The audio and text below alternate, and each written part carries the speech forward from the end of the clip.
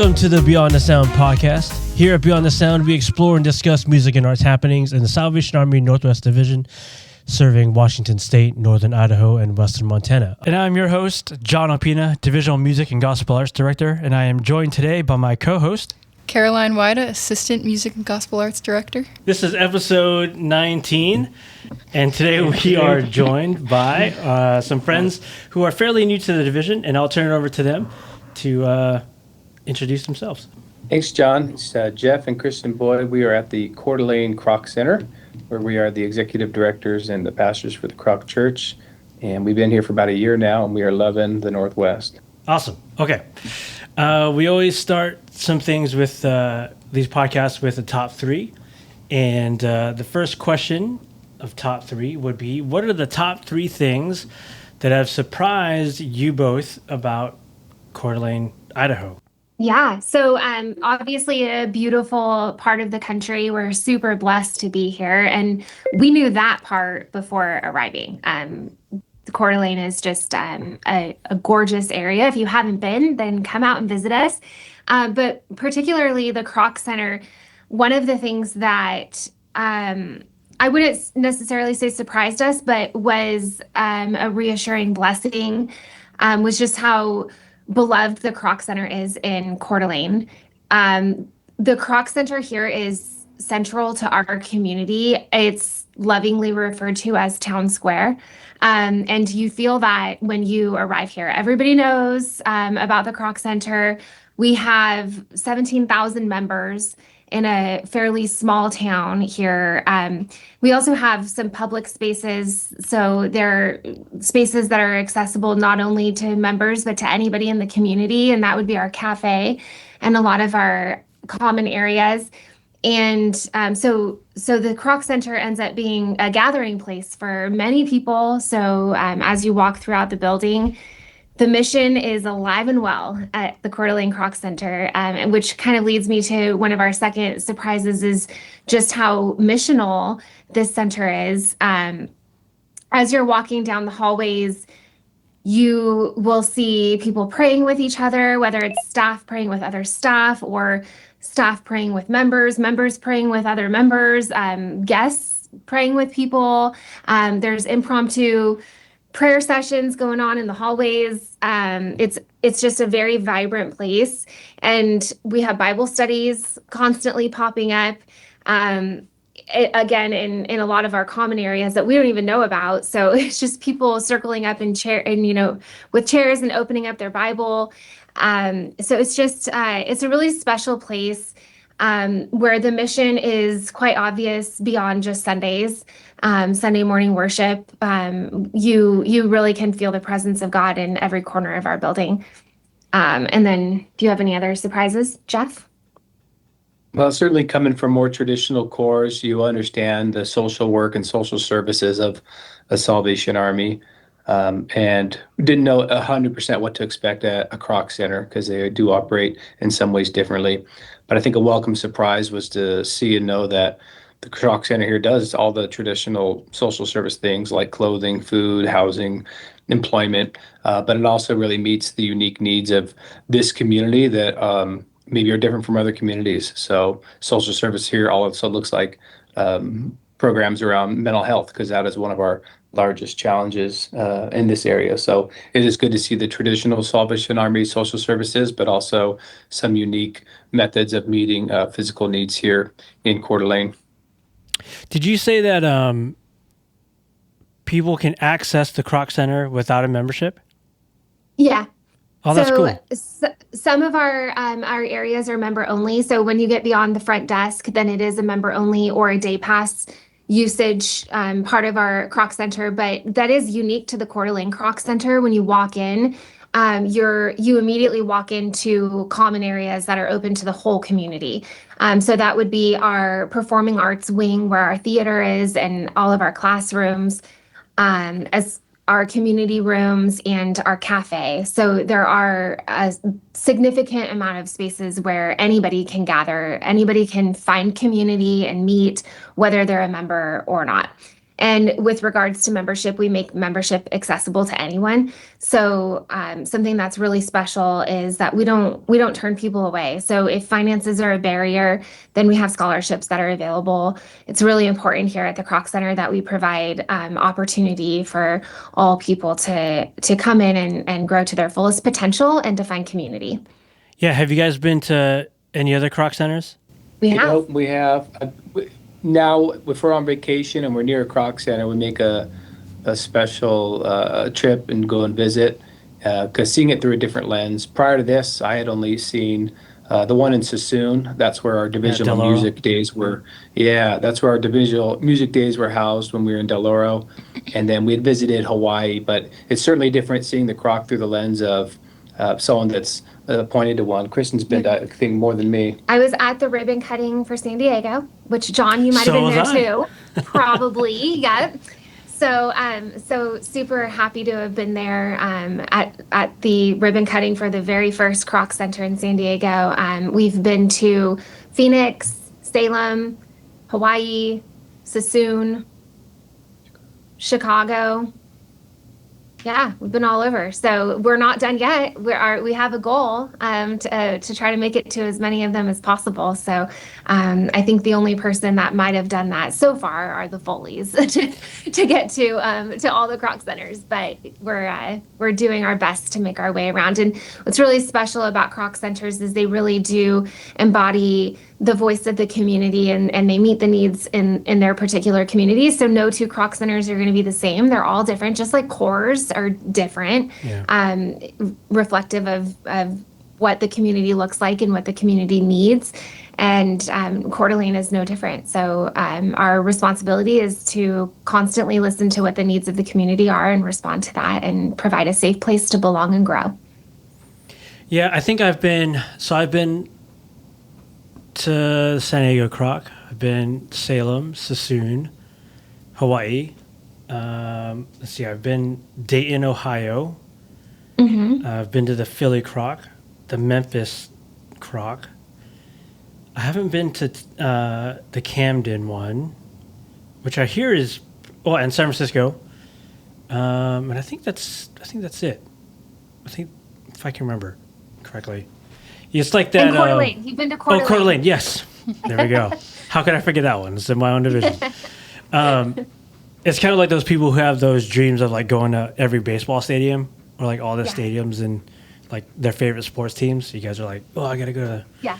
It's like national we're parks. the Kroc Center fans over here. Yeah.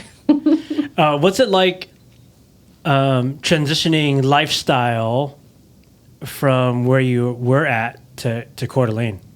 I think one of the biggest transitions is the Four Seasons. So we came from Northern California where, we had a little bit of that, but certainly no snow where we came from. And so the Four Seasons have been a little bit tricky to understand and to navigate. Lifestyle just changes from season to season, but the kids have acclimated really well. We have 4 of them, and 3 of them are teenagers, and then 1 little 10-year-old, and they just did beautifully. Jeff is a mountain biker, and there are some killer trails here, so he's been pretty happy with that. So I'd say all in all, the transition's been really easy. It's just shoveling snow has been a really fun one to figure out. Luckily, we do have teenagers, and they do help with that, so we're doing okay. You're from the East and Central. What's your... Do you like shoveling snow and stuff? No, that's why I came here. So no more snow, hopefully, or not as much. So, yeah, wouldn't recommend.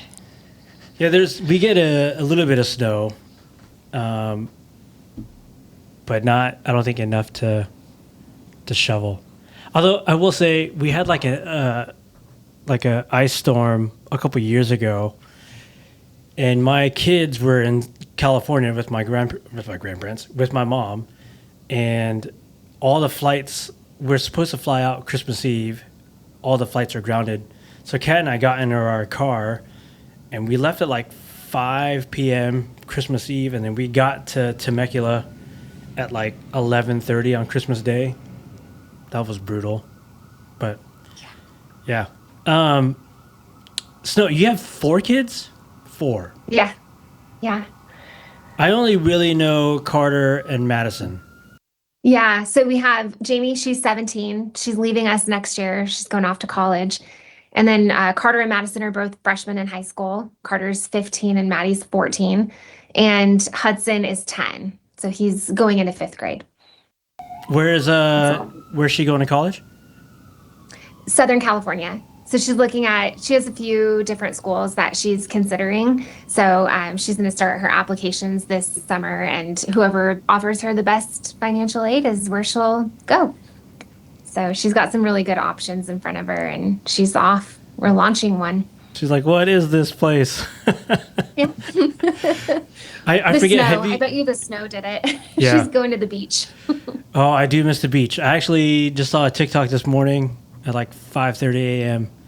of I follow Surfline, and they were just posting videos of like waves. I was like, oh man, I really miss the beach. Have you guys spent much time like exploring Idaho? I forget that like our division is the northern part of Idaho, but Cascade has like the southern part, which includes like Boise and some of those other parts. Have you guys been down there? We did spend a little bit of time in Victor, Idaho, which is just outside Jackson Hole. So we've been to that area. We've driven through a little bit, but we haven't spent extensive time in the Boise area.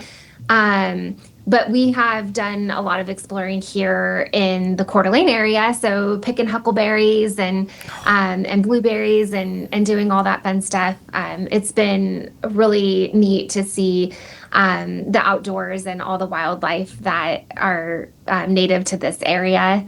I haven't seen a moose yet. They tell me that there are some, but I'm still looking. Hopefully it won't be like when you're on the highway. Yeah, I just don't want it to be my front yard. They're pretty common out here. Our center director sees him weekly, just where he lives and the trails he goes on. For whatever reason, we haven't, but I have bad eyesight, so that's probably why. they'll get moose in their front yards depending on where you live here. Oh yeah. So there's a lot of deer, but he'll show us a video of moose in his front yard almost weekly. So we're looking forward to seeing our first moose. And last year we missed the eagles. So in the Coeur d'Alene, there's the bald eagles that nest here. And somehow we missed their migration, so we're hoping to get out and see the bald eagles this year. We were looking for moose on the ground, so we weren't looking in the sky for the eagles. Yeah, so flew right past you. got a little bit more exploring Gotta to do. get up. Gotta look up. You just had huckleberry for the first time a couple of weeks ago, right?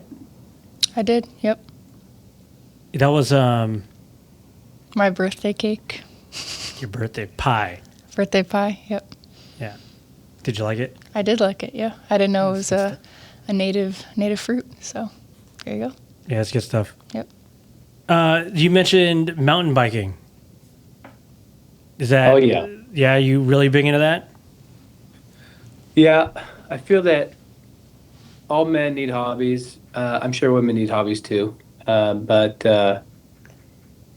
as we grow in your own business and family and all that, you still need to have something that kind of charges your batteries, gets you out in nature. So a couple things I like about it is I generally listen into the Bible or commentaries on the Bible or sermons. So I'm getting some good education time in. I'm out in nature.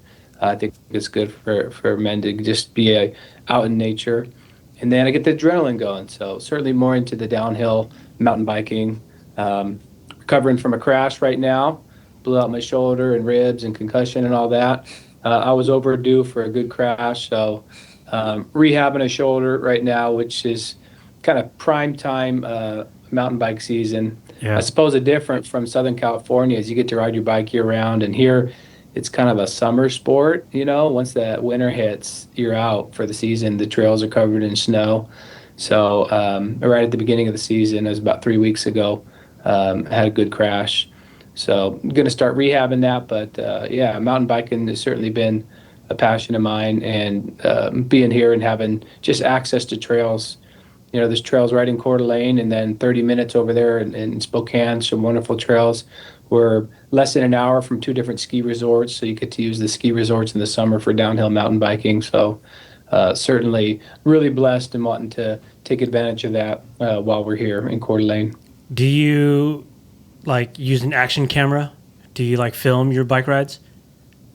I do have a GoPro. I haven't filmed as much as recently as I used to in the past. So my wife says, if you don't film it, people are not going to think you're a mountain biker anymore.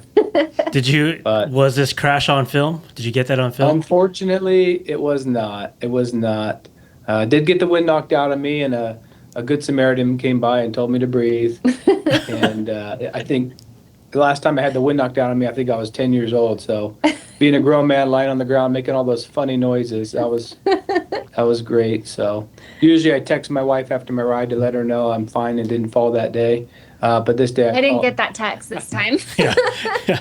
this time I called her. She's like, "What happened?" That's funny.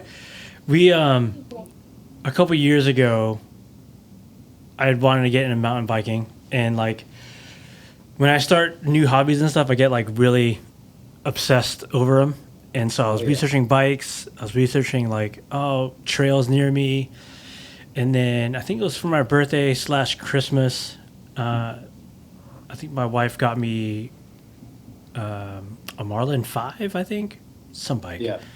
Yeah. And I think I've been on it 3 times in like 2 years. Yeah. Yeah, we brought It's, it camping last weekend, and the people we were camping with were like, "Oh yeah," like the husband goes, and he was like, "Oh yeah, we'll go to the trail." And I said, "Okay, well it's been so long, my tires are flat for one." And then I had to take my daughter to hula practice, and then when I got back, he had already gone, and so yeah, still haven't been on it. It's I a moved tough it. sport to do because there's like a minimum level of fitness you have to establish for it to be any fun. If you do it once a quarter, like it's just no fun to climb, and so it's tough to do it even once a week. And there's the barriers to entry, right? Getting a decent bike and all those things. But once you're set up, it is a lot of fun, and we're finding spaces for community. We're working with our center director right now, and we're going to put together a group ride for employees on Saturdays that culminates in a little Bible study devo.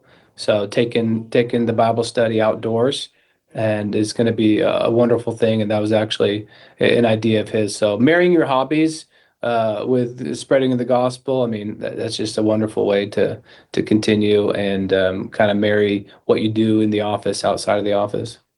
Do you guys golf?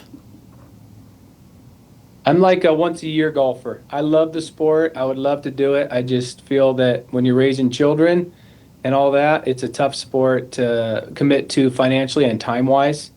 With mountain biking, I can go out early in the morning and be back, and the kids are still in bed. With golfing, it's like, hey, honey, I'll see you tonight, right? Oh yeah. And so I decided early on, if I'm going to have a hobby, it's got to be one that doesn't interfere with family life. But I am a big fan of golf, so I'll usually be round out a foursome on a tournament once a year or something like that. You guys have a really beautiful golf course like down the street from y'all. The only floating green in the world. Yeah. Yes. So we have a floating green just outside the resort, and they move it every day. So it's That's never awesome. the same, that hole. Yeah, it's Yeah. pretty cool. But I'm the queen of putt-putt. Oh, there you go. There's no golf for me. You got to have a short game, you know. Yeah. What are your kids into sports? Or you said mountain biking a little bit, right? But they did mountain biking for a little bit, the kids with me. Jamie's our big athlete, so she started with music, but her passion was more in volleyball, and right now her passion's in weightlifting. And so she is certainly our athlete. And then Carter's into football. He's working at a summer camp, High Peak in Colorado. Oh yeah. So missing some of the summer workouts, but he's really enjoying football.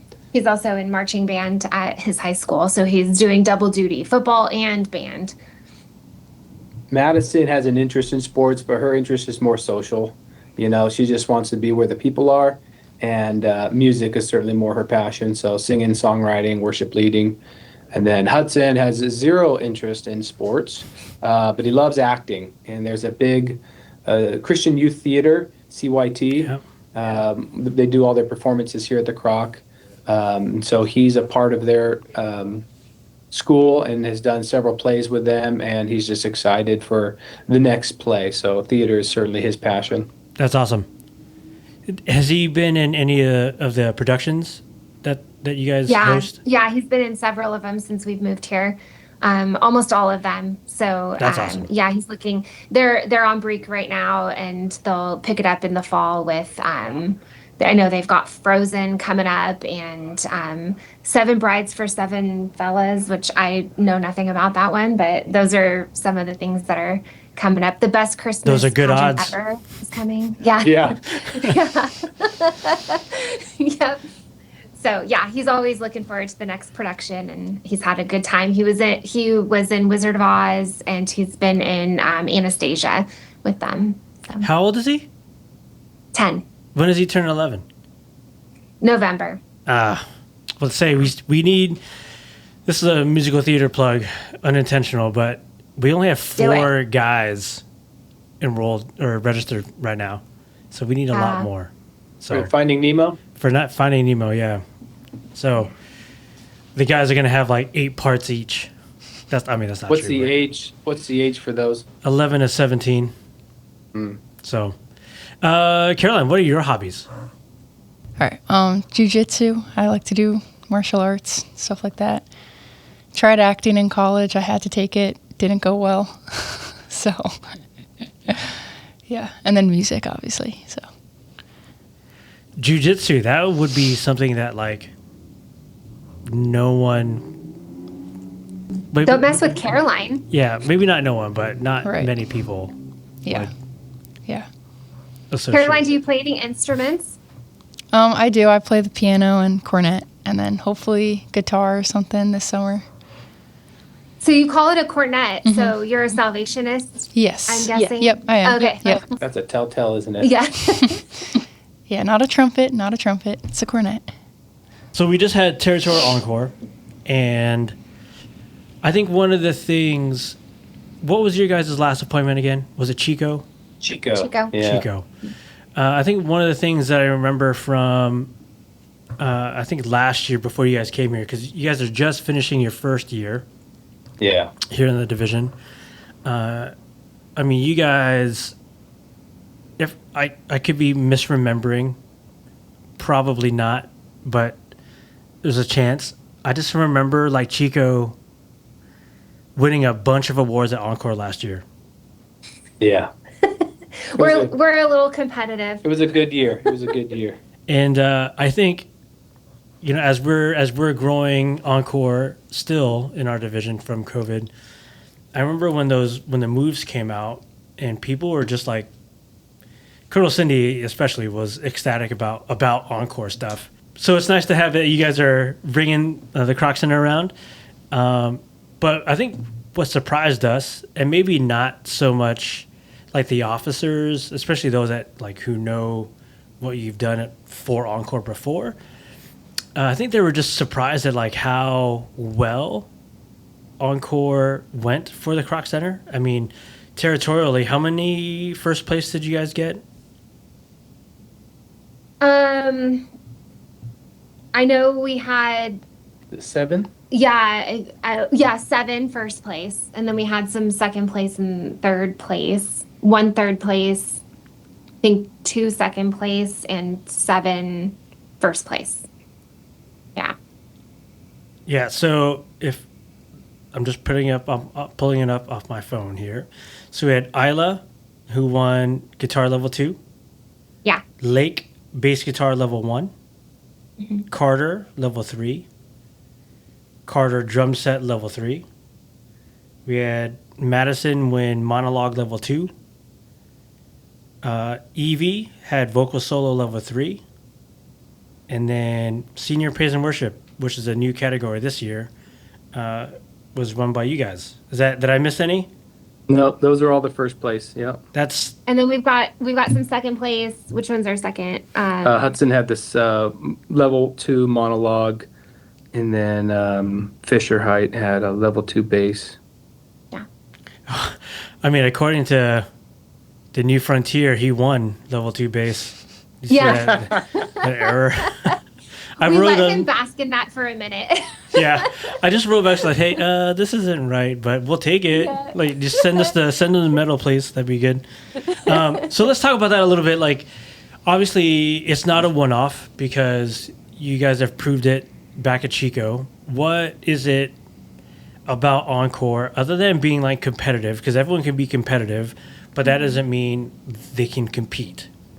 So what is it? What do you guys bring? Now, you might have to like gloat about yourself a little bit here, and that's okay because there's obviously something that you guys bring to the table that's working, right? So, let's talk about that a little bit.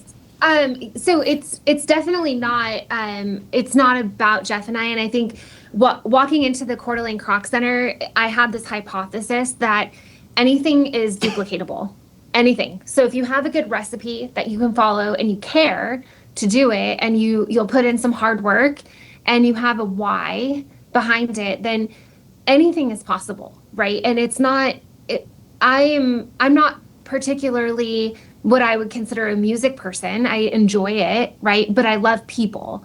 And I love providing opportunities for kids to do really cool things. That's how I came to the Salvation Army, was through youth programming and through singing company. And it was life-changing for me. And those experiences I'm just so grateful for. And I know that they helped shape me beyond what even my core officers were able to do, right? So they played a huge role in things. But then the opportunities that came from music and various youth activities were pinnacle to my upbringing.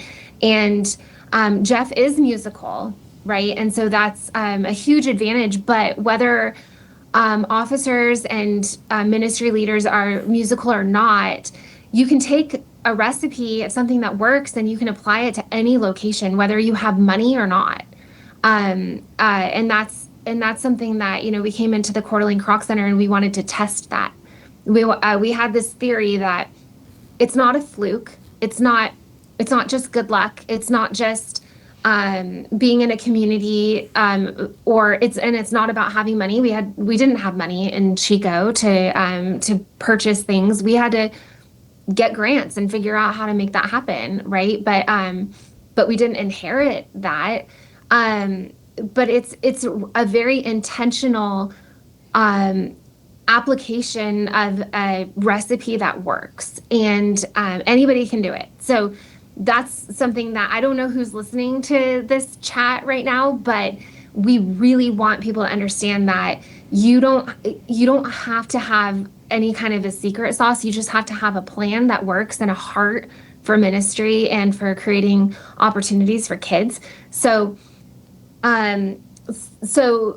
competitive nature aside, Encore brings an opportunity for kids to build confidence and to meet healthy and safe adults, and to build relationships with other youth that are not central around cell phones and social media, but they're central around the gospel and just building healthy relationships. So, what about you? Anything to add?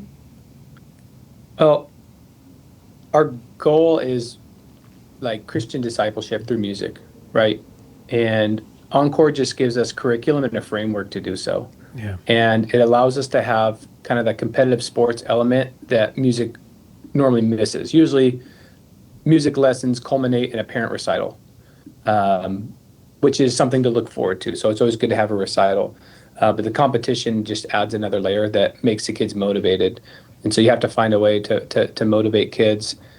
And I think the biggest objection we hear from people when they say, well, I can't do music at my core because either A, I'm not musical. We say, well, you don't have to be musical with Encore. I mean, you play the singing company tracks from your phone until the kids memorize it, okay? And then you take them to Encore. But what they'll usually say is, well, I don't have enough kids at my core to do this program. Well, we were in Chico for all of 2 weeks when my wife said, hey, you're going to lead a singing company.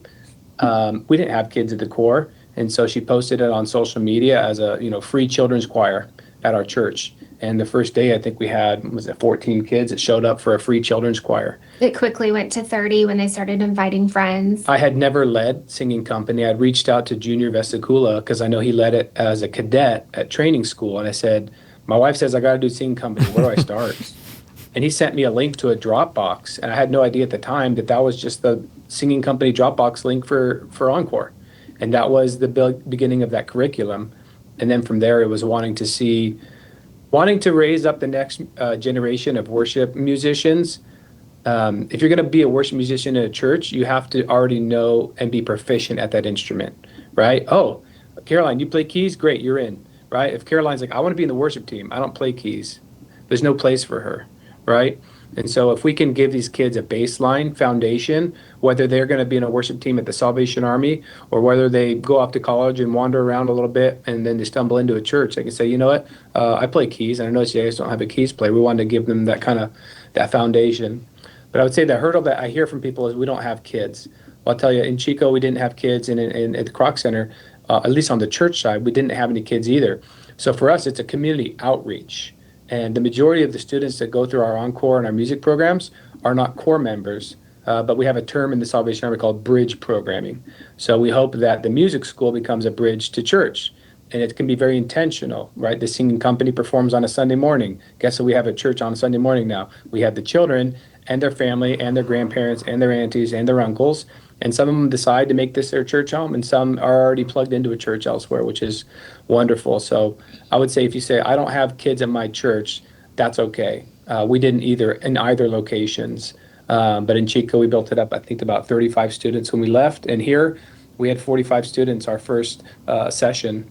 And within 14 weeks, because that's all we had from January to Encore in Seattle, we took the kids from not being able to play instruments and to a spot where they're performing for their parents and then performing at Encore locally. So if you don't have kids, that's okay. You post on Facebook, you do a little local marketing that you have, whether it's free music programs or charging. That's something we did different. In Chico, it was free, and in here we charge. And we found that both of those systems work. You can charge for it, or you can have it be a free program. You guys have to know your community and what your community is going to respond to. The other stumbling block that we hear from officers quite often is we don't have money, right? Because instruments are expensive. Also, help is expensive if you need to hire instructors and things like that. And so, Jeff, what would you say to someone that said, okay, I have no kids, but you addressed that. What about money? I honestly believe I could do this program with no money, and there's a couple ways you could do that. Certainly, if you had a local Salvation Army thrift store or ARC or nearby, you could tell them, look, we're starting a music program. Can you guys hold back some instruments? You could contact your DMD. The DMDs typically have Yes, please. a warehouse of instruments. They usually have 20 ukuleles. You right? might have to drive 5 hours to go pick them up, but You're going to borrow them, right? They're there for that. I've found that people in the community are generally willing to support you financially when you say, I want to do music education for children. Mm-hmm. And so it is not hard to go out and get someone that's willing to give you $2,500 or $5,000. When you're buying $70 ukuleles and $150 guitars, $2,500 to $5,000 goes a long way. And there are so many grants that are available for music education and children's programming. But even if you didn't have any money, you could literally do singing company and monologues and vocal solos and drama acts and dance. All of those things would cost no money. They would just need you to carve out space and invite people, and then you can build on it from there. We started with singing company and ukuleles in Chico until we got a grant, and with that grant we bought instruments. And so it doesn't take any money. You don't have to have instruments. And the musical side, I mean, I am musically inclined, but I am not a world-class musician, right? I'm probably going to be on the back bench if I'm a cornet player, and I know probably 7 to 9 guitar chords and how to use a capo. So you don't have to be a musical virtuoso to do it, but if you know how to interact with kids and you get them to show up every day, or you get them to show up once a week, we kind of consider our music program almost like a musical youth group, because these kids are forming relationships and they're having fun. And so we do singing company, we break out, they have some fun, we go back and do music lessons. it's very similar to some sort of youth group night that has a central focus of music. Yeah, that's awesome. I think I've made it like a big push. I don't think we, as the Army, this is generally speaking, are good at advertising our like church programs. Yeah. Like everyone knows our social services. Like, I mean, that's a no-brainer. But like when we talk about, I mean, church aside, right? When people would say, "Oh, I go to Salvation Army Church," "Oh, I didn't know that was a church." Like even that aside, like people are just unaware that we have like these like life enrichment programs at the majority of our centers, and I just don't think we do a good enough job at notifying the public. So I've been my home core is Everett, and I made like a super concerted effort to advertise to the Everett community. So I sent flyers to the school districts. I put Facebook posts out there. I even got banned for spamming for like 5 months. Well done. Yeah, but it's just Joe, like, the church will be proud. yeah. And we didn't get. I think we started off the year with like 9 or 10 community kids, and we ended the year with 4. Just life happens, and people are just unable to continue. And then one of the better things, we got like a community volunteer to teach our guitar class. Because after Keith left, there was a need. He was teaching guitar, so I had to jump on guitar. But then that left our piano class open, and so we just said, "Oh," I just put a post on Facebook. Said, "Hey, we offer free music and arts programs to the community. We need a guitar teacher." And one of them said, "Hey, I love guitar. I wouldn't mind teaching." And so that that's another thing, like not only getting kids, but getting help, Yeah. I mean, they have to go through the proper PTM, protocol and stuff like that. But I have found that people in the community are also fairly willing to engage, not only financially, but to help volunteer their time. Absolutely. And so I'm looking forward to expanding that a little bit more, not only at Everett, but just encouraging other core to just, hey, reach out into your community. Because we're more than just our social services. We're more than just our food pantry, our feeding programs, any of that stuff. Like we can offer things that almost no other organization can. Yeah. And we have follow through plans. They all culminate in something exciting and a good opportunity for kids that they'll remember forever. A lot of cores take their kiddos to places like the beach or Disneyland and kind of adventures like that. And some of these kids have never left their state. And one little, free tip for anyone that this is helpful for is, Jeff makes it a point in whatever community we're in at any given point to go and make friends with the local music stores. And that's where a lot of that help comes from. So we have several teachers that own music stores in the area, or they work at the music stores. And so they all know who we are. They know what we're doing, and they're passionate in helping kids grow in their musical abilities. A lot of the instruments that we work with here at the Kroc Center are not the instruments that they would learn at school, right? So they're not. We don't have a brass band. We have a rock band, right? And so we have a lot of guitars and electric guitars, bass and acoustic, and we have drums and all of that.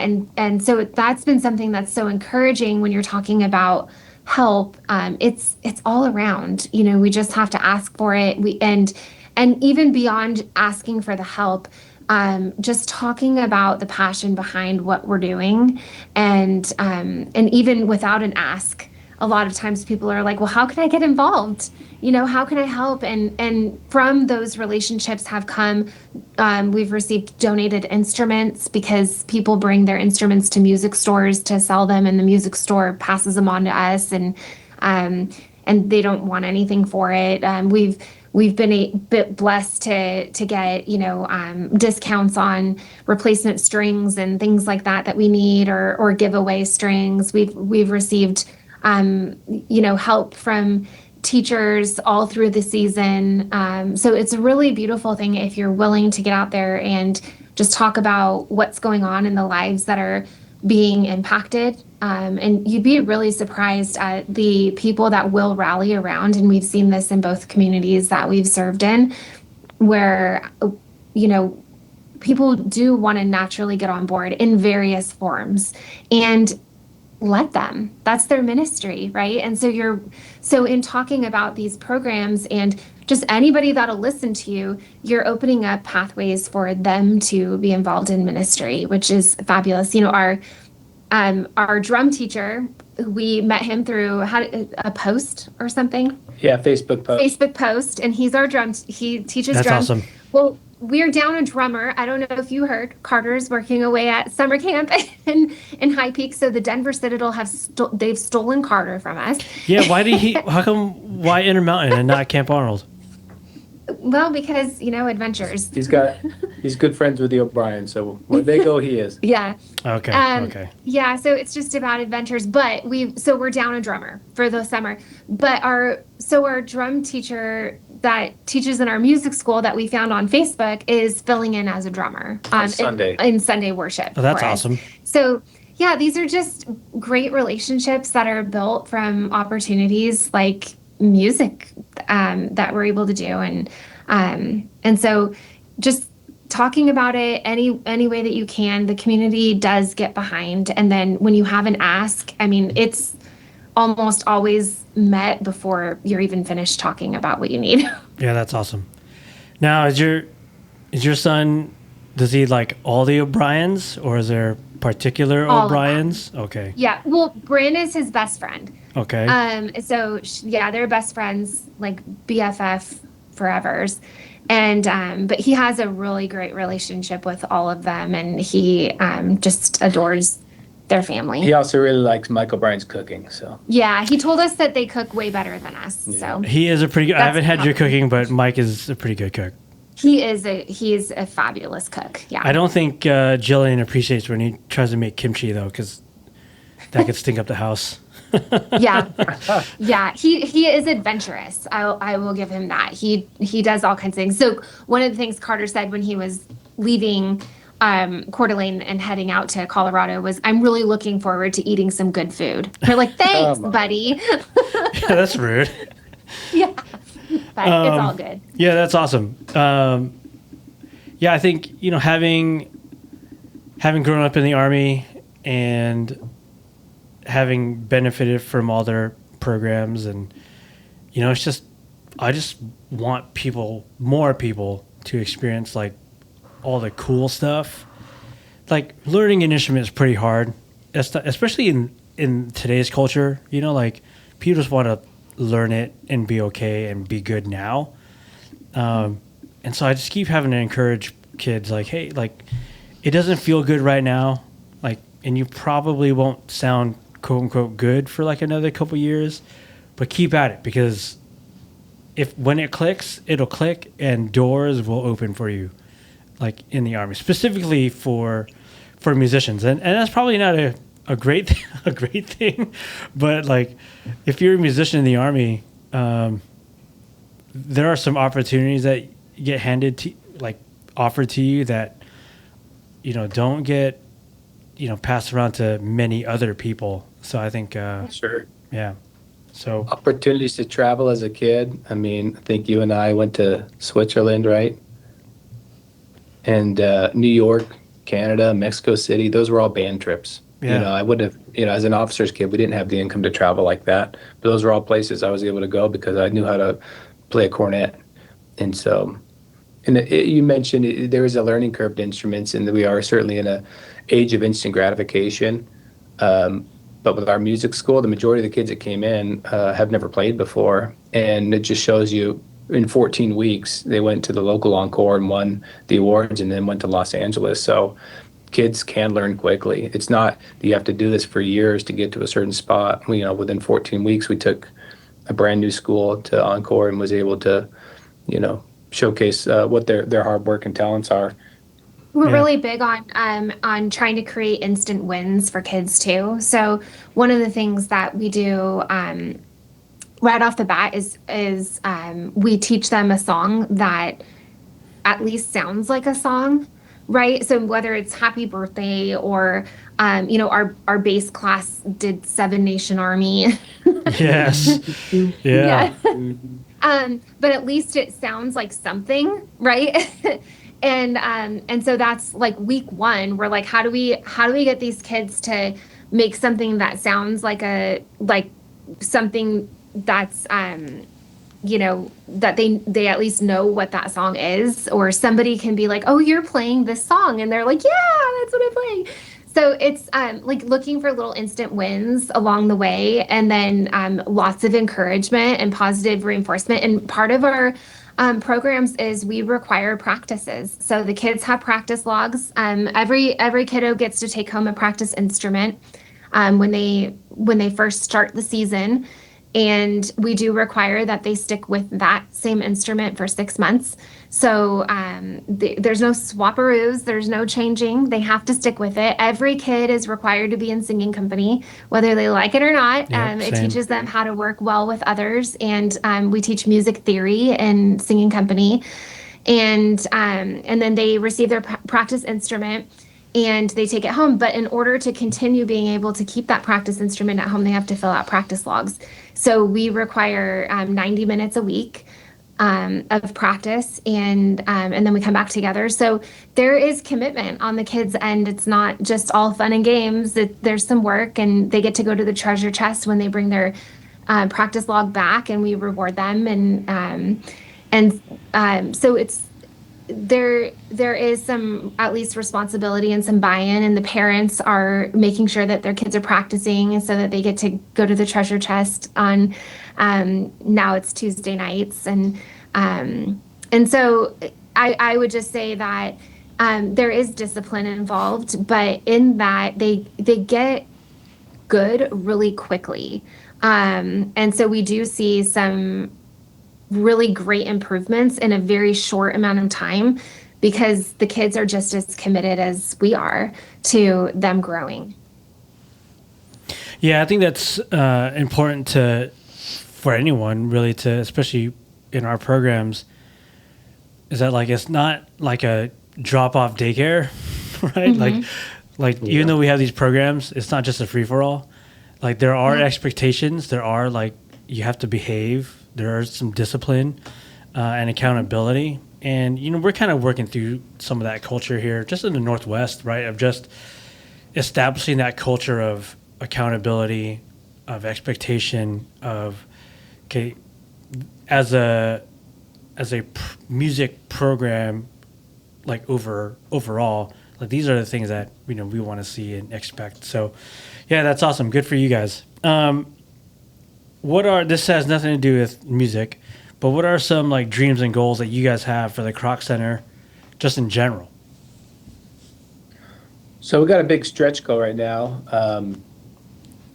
Our Kroc Center has the largest membership in the United States, which sounds wonderful, but one challenge that means is our center has high usage.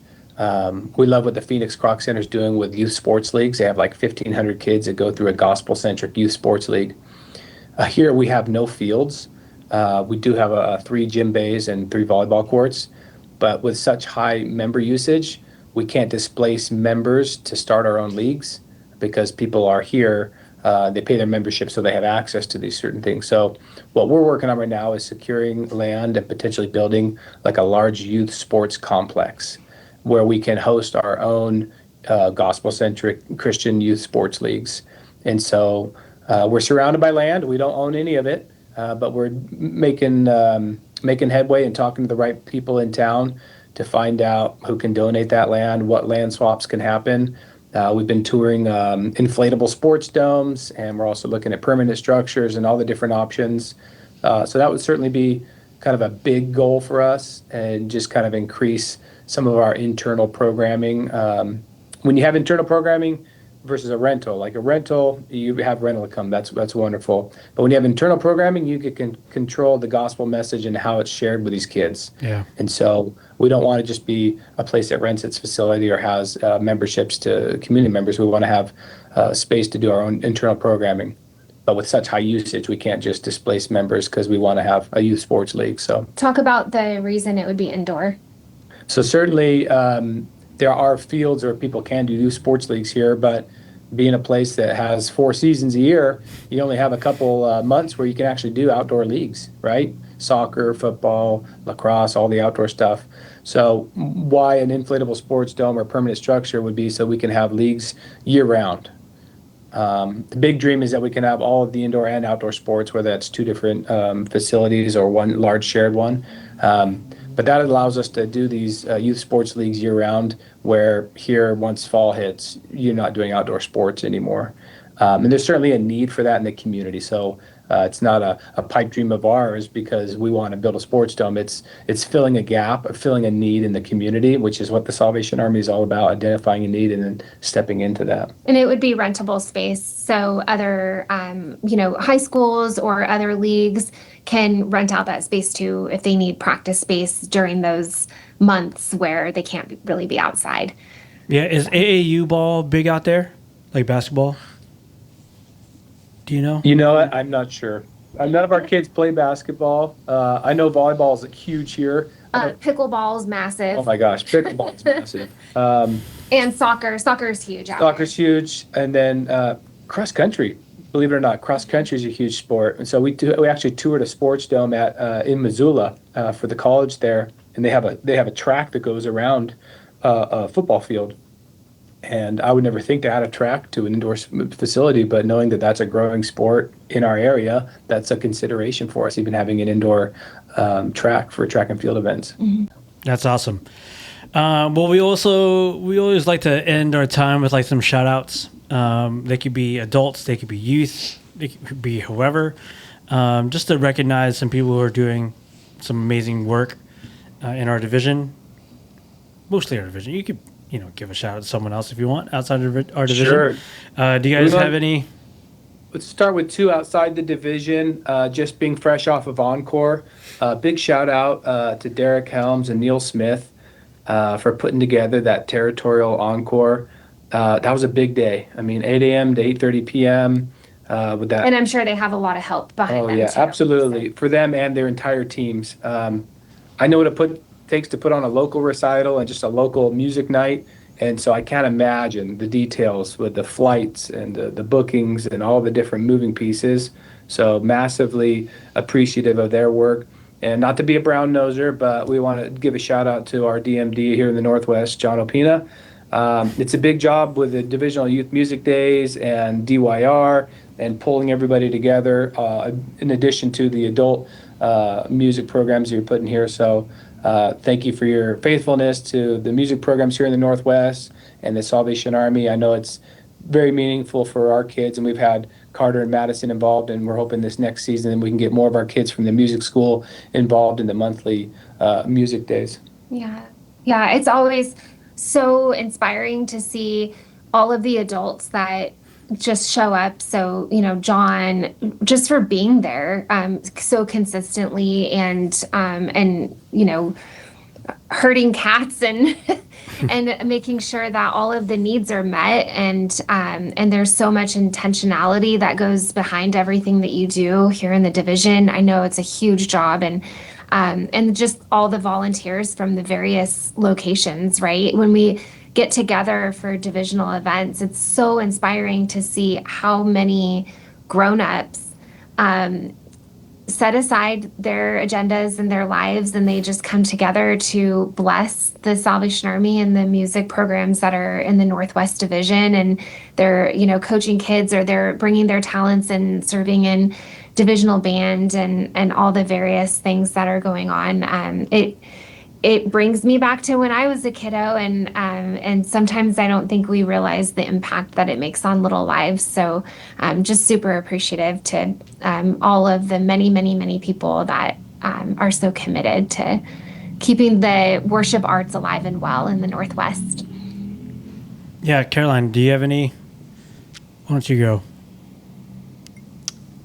Probably just second that, great DMD out here in the Northwest Division, great ADMD as well, But yeah, no, it's great, very inspiring work that's being done out here. So Okay, my turn. Obviously, the boys, you guys are doing an amazing job out there. Super shout out to you guys for not only what's going on at the core and with the center, but especially with Encore. You guys really showed out. It was really good to see. And I think the other shout out that I would give is Jonah Sherwood, this kid from Renton. I'm not sure if you guys know him. He's everybody knows Jonah. He's such a nice kid, and again, did super well at Encore. I always like these unassuming kids. I'm more out there, right? So people are probably just tired of me. Like, oh, here he comes again. But people like Jonah, people like Logan from Federal Way, they're just unassuming, but they just get the job done. And so shout out to you guys and to Jonah and Logan. Well, do you guys have anything else before we close? Yeah, I'll just say Kristin and I are an open book. Anybody that's interested in music can contact us. It's not like we have the sauce and we're going to keep it to ourselves. This isn't a secret sauce. If you have a desire to have music programs at any level, please reach out to us, and we're happy to walk you through what we've done and what you can do in your own space. We just want to see music grow. I mean, you see an invitation to singing company, you can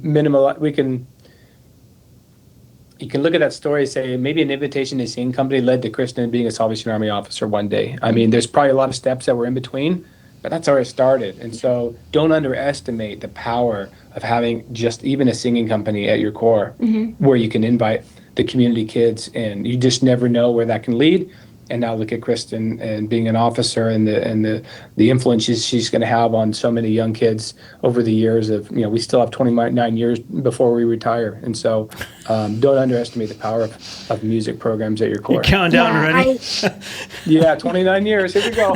We got a long way to go. We got a lot of work ahead of us. But I would echo that. Also, if anybody out there just feels stuck or uninspired, or they have some self-limiting beliefs or some challenges, we don't know everything. Jeff and I do not have it all figured out, but we know a couple things, and we have figured out a few things. And so we are more than happy. Our cell phone numbers are probably listed somewhere. So call us and we'll have a confidential cheerleading session, and we'll encourage and we'll share ideas and try to help whoever needs some help. Again, we don't have it all together, but we will offer whatever we've got.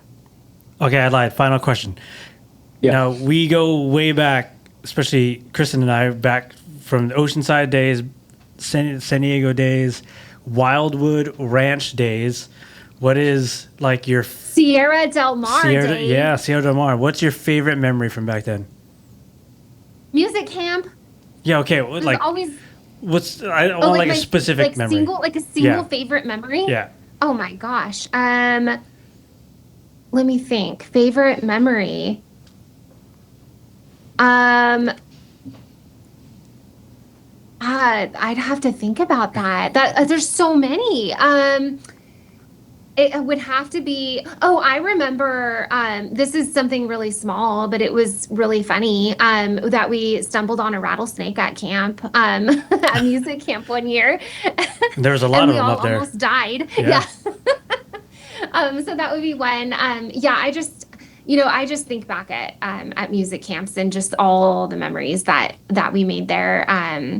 Youth Quake was a really good one. I don't know if anybody remembers that, but that was a really cool memory. So actually, Kristin and I met for the first time. Yeah, that's cool. So that's special to me. But Youth Quake, if we can bring that back, whoever we need to talk to make that happen.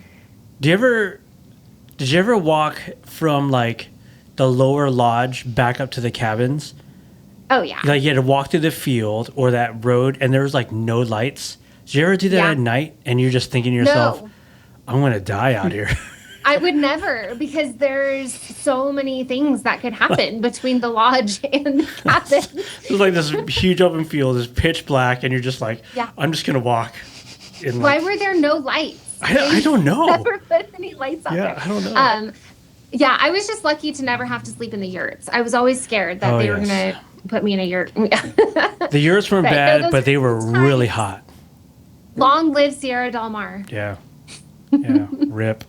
Well, thank you. That's it. Thank you for joining us, and blessings on your summer. I'm not sure what summer plans you guys have, but we have camps starting next week. We do about a month and a half of camps. So, and then it's family camp, and then the program year starts again, and then it's kettles. Oh my gosh. Where's the year You gone? just had to go there. Just had to say the K word. Man. In the heart of the rain and evergreen trees, the mountains meet the sea, a place of peace. Melodies rising like the morning mist. We gather to learn, create, and exist. Beyond the sound, beyond the stage, we lift our voices, turn the page. A symphony of love, unbound. Here in the BNW, we go beyond the sound.